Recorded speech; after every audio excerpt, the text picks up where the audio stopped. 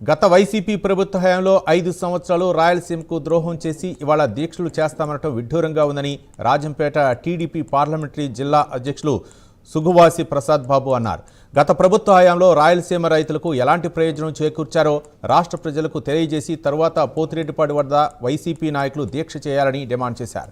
రాయలసీమకు జగన్ రెడ్డి కుటుంబం ద్రోహం చేస్తే టీడీపీ ప్రభుత్వం న్యాయం చేసేందుకు రాయలసీమలోని జిల్లాల్లో జరుగుతున్న అభివృద్ధి కార్యక్రమాలే నిదర్శనమని అన్నారు.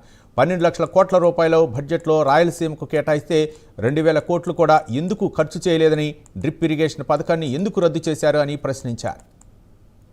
ఈరోజు రాష్ట్రంలో జరుగుతున్న అభివృద్ధిని, రైతులకు జరుగుతున్న మేలును చూసి పూర్తిగా వైఎస్ఆర్సీపీ పతనం అవుతుందనే దృక్పథంతో ప్రజలను మభ్యపెట్టడానికి ఈరోజు వైఎస్ఆర్సీపీ నాయకులు ఈ 5వ తేదీ ఈ నిరసన కార్యక్రమం చేపట్టాలని ప్రజల దృష్టి మరల్చాలనుకుంటున్నారు.